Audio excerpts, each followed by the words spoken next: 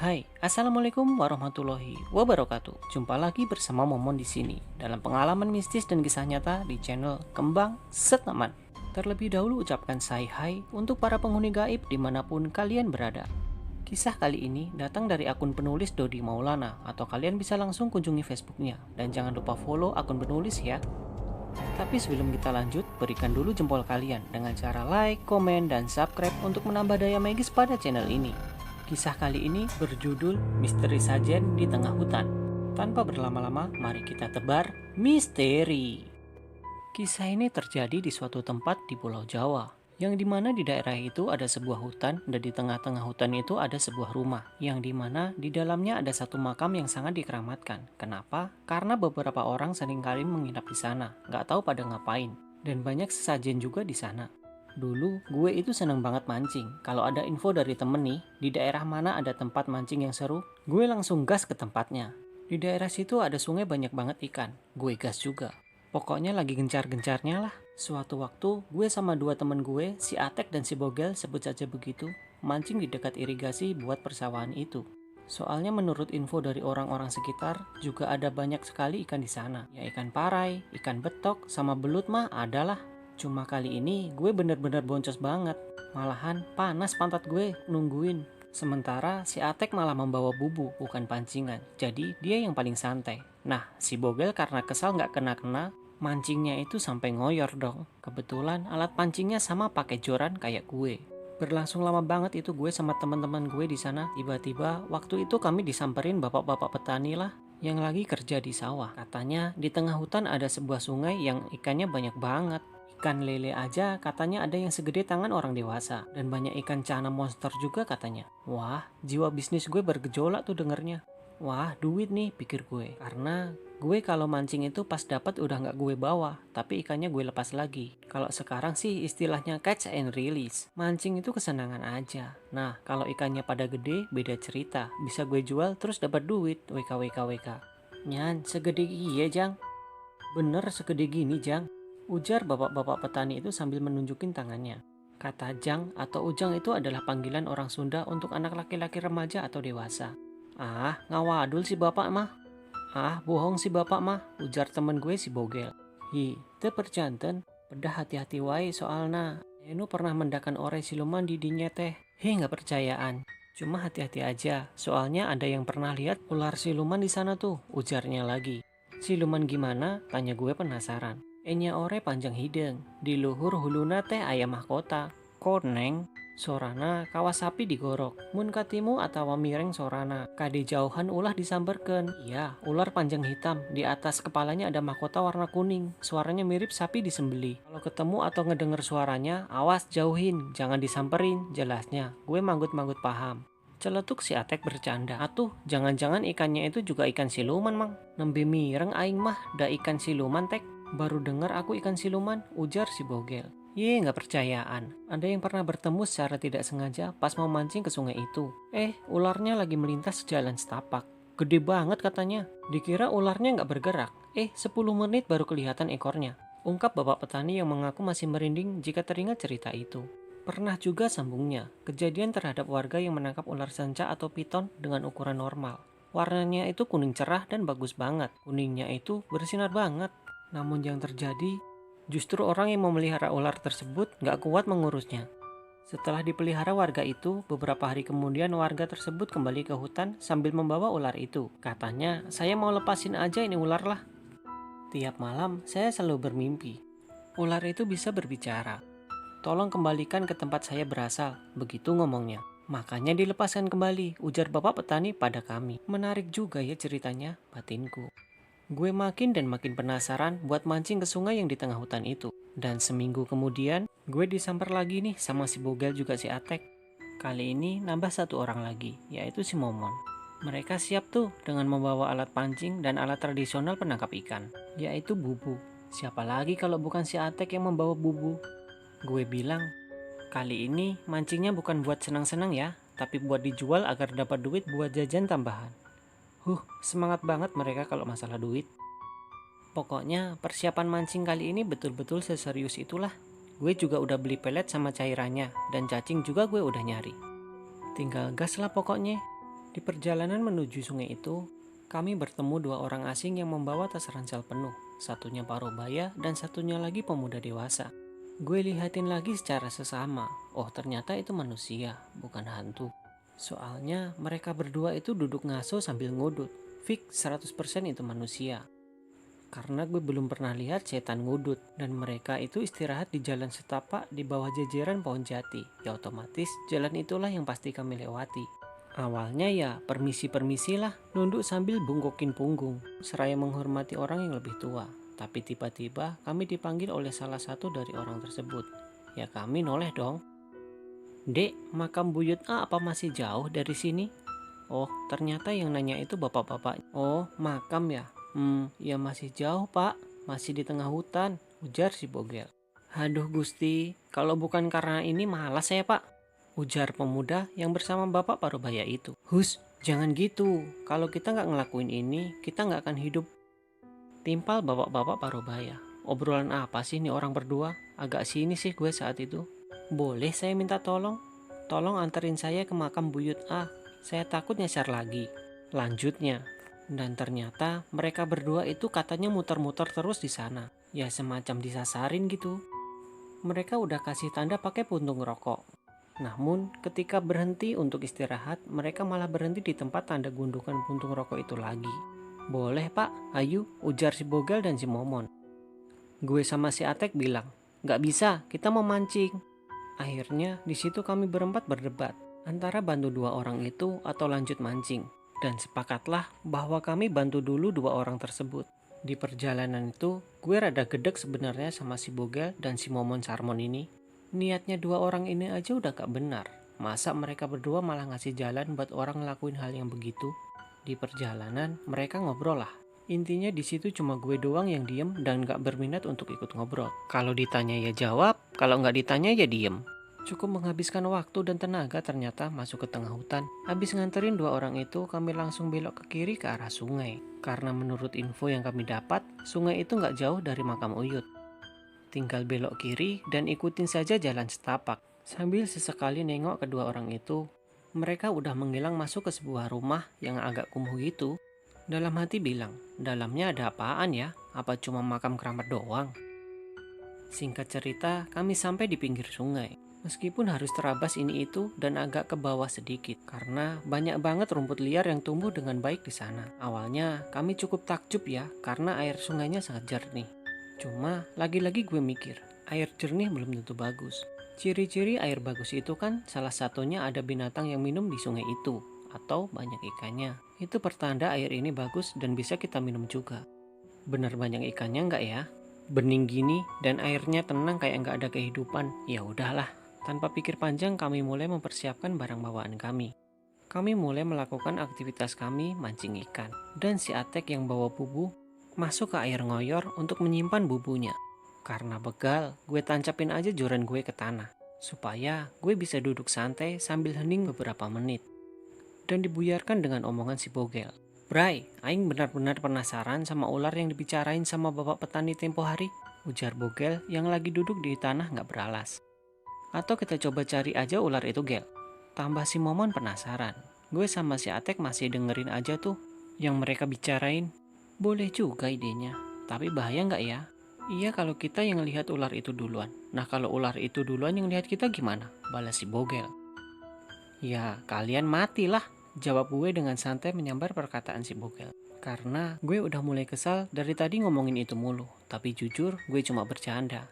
Sik, congor manehnya sembarangan, ujar si Momon marah. Gue sih santai aja dan nyoba ngelus dada si Momon supaya sabar ngomongnya jangan ngegas. Tapi ini harus kita lihat sendiri.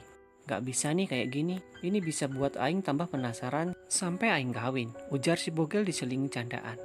Udahlah mitos yang kayak gitu, jangan dipikirin lagi. Biarin aja sih. Sahut si Atek gak kalah santainya dari gue. Ya jujur, gue pun penasaran gila. Tapi balik lagi niat utama gue. Mancing, dapat ikan, dijual, terus dapat duit.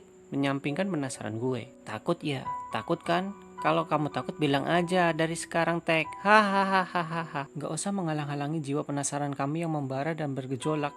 Ujar si Momon meledek si Atek. Dia mulai berdiri mengajak si Bogel juga gue. Kemana? Tanya gue. Nyari ular siluman, cuma pengen lihat, gak lebih Pir. Jawab si Momon. Si Bogel langsung berdiri dengan semangat. Kalian berdua aja lah, aing tunggu di sini sama Atek. Ujar gue sambil ngelirik si Atek yang lagi makan keripik yang dia bawa.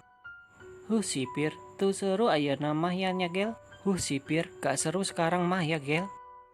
Ujar si Momon Sarmon dengan gaya songongnya. Bodoh amat Mon, kata gue dalam hati. Udahlah kita aja Mon, ribet banget sih kamu, ujar si Bogel menengahi. Akhirnya mereka berjalan menjauhi gue dan si Atek. Pinggiran sungai hingga tumpukan pohon mati pun turut mereka susuri. Aing tahu maneh penasaran kan Pir? Ikut saja sama mereka. Joran kalian aing yang jaga, tenang saja, ujar si Atek. Iya kali gue harus ninggalin temen sendiri. Gue cuma benar-benar takut ada apa-apa dan kenapa-kenapa. Apalagi si Atek ini penakutnya bukan main. Dan juga ini di tengah hutan, bukan di persawahan. Jangan sampai kenapa-kenapa, apalagi amit-amit terjadi sesuatu mana gue harus kehilangan teman lagi. Enggak ya, cukup kemarin-kemarin aja. Santai aja lah, mancing nomor 1. Hahaha. Tak berselang lama, mereka memutuskan untuk berjalan kembali dengan wajah mereka yang terlihat sangat penuh kecewa. Misteri penampakan ular besar atau siluman itu pun masih belum bisa dipecahkan.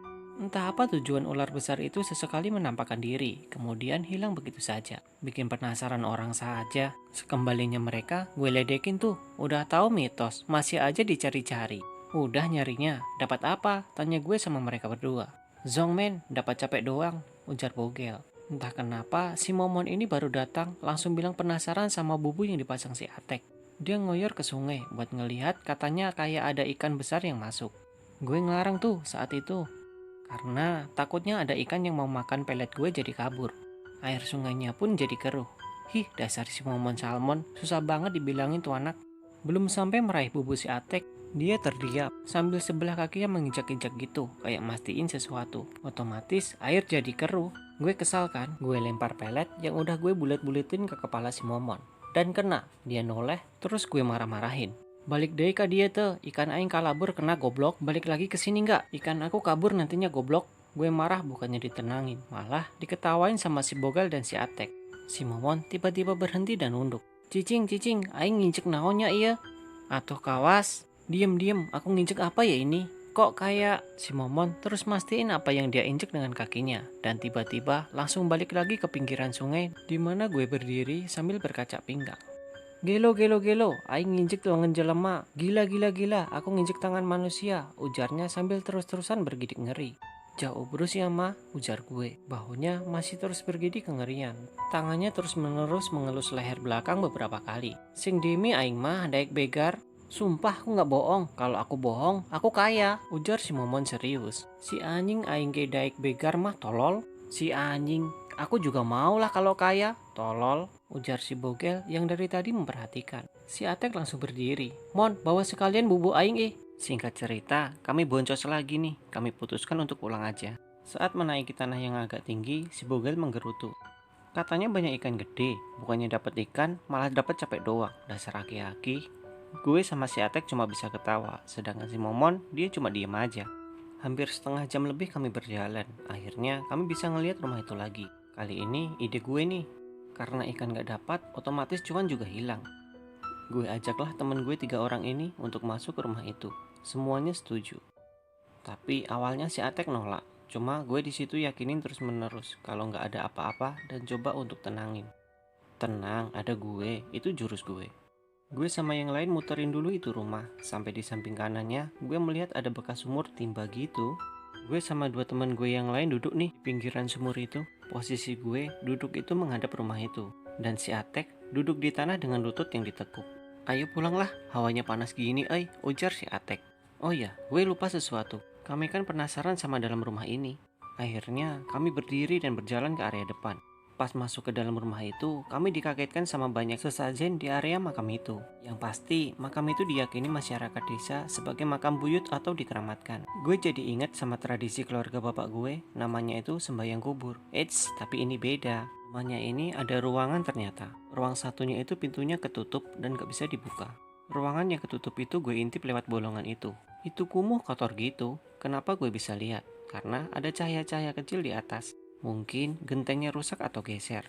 Dan di ruangan yang kami injaki saat ini ada satu makam. sesajen, dan terpal yang tergelar di samping makam. Karena kami kelaparan, gue usul nih sama teman-teman gue yang lain buat ngambil buah-buahan sajen yang terletak di sana. Lumayan buat bekal perjalanan pulang. Saat itu, pokoknya kami tuh entah ngomongin atau nyeletuk apa, kami tuh ketawa ngakak kayak nggak ada beban hidup. Tiba-tiba, di sela ketawa kami itu, ada suara geraman berat agak ketahan.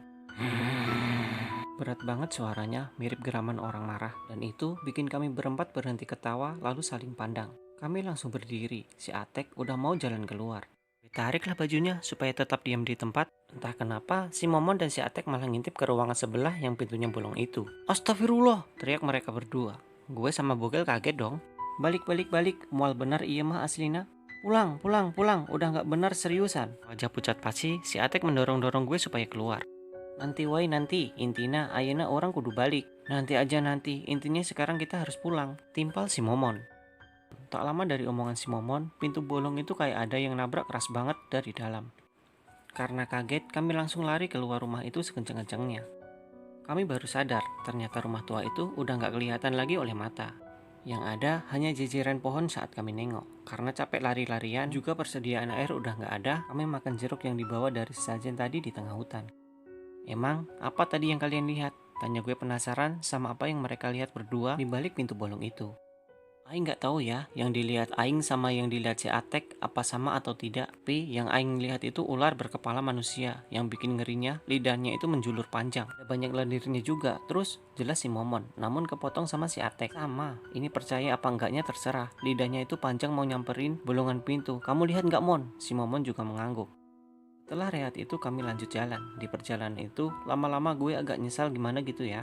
Bukannya mancing, dapat ikan malah begini. Tiba-tiba si Atek bilang sambil nunjuk-nunjuk ke belakang. Otomatis gue langsung nengok ke belakang. Anjir, kenapa bisa dua orang itu ada di belakang kami? Dua orang yang gue maksud adalah orang yang kami antar itu. Mereka jalan itu kayak setengah berlari sambil sesekali melirik ke belakang. Sampai akhirnya mereka melihat kami dan berlari menghampiri. Siluman, ujar pemuda itu sesekali nengok ke belakang dengan raut muka yang benar-benar takut. Singkat cerita, kami jalan bersama dua orang itu. Bapak sama AA habis ngapain ke rumah itu? Tanya si Momon tegas. Saya cuma ngantar karena udah dibayar, ujar pemuda itu. Kata orang-orang yang pernah kesini nanti akan kaya. Saya mau coba, saya banyak utang. Jelas bapak itu akhirnya jujur sama kami. Ternyata bapak itu mau melakukan ritual pesugihan. Karena kami orangnya tidak mau berurusan dengan hal seperti itu, kami pun tidak banyak tanya. Dan kami pun melanjutkan perjalanan untuk pulang ke rumah kami. Beberapa hari setelahnya, pemuda yang gue temuin kemarin di tengah hutan itu berpapasan sama gue yang lagi beli es di warung. Lalu gue bilang, mau ke hutan lagi ya, A? Terus dia mendekat dan bisikin ke telinga gue, tahu rumahnya Kuncen A nggak, Dek? Oh, tahu, A. Kemudian gue pun nganterin dia ke rumah Kuncen yang dia maksud. Ternyata yang dibawa Adi itu bukanlah temannya, melainkan anak si bapak yang tempo hari ingin melakukan pesugihan. Dia cerita ke Kuncennya kalau bapaknya sakit aneh setelah dari hutan itu. Kemudian Kuncen di sana bilang bahwa leluhur sama jin yang ada di sana tidak suka sama bapaknya karena udah kencing di samping rumah di tengah hutan itu tanpa permisi. Kuncen itu sangat marah dengan tingkah laku bapak anak tersebut. Itulah tadi sebuah pengalaman mistis yang dialami setelah memakan sajen di tempat yang dikeramatkan. Semoga menjadi pelajaran untuk kita semua. Dan semoga bermanfaat untuk temani harimu bersanding hidup dengan makhluk-makhluk dari dunia lain. Salam Kembang Setaman. Wassalamualaikum warahmatullahi wabarakatuh.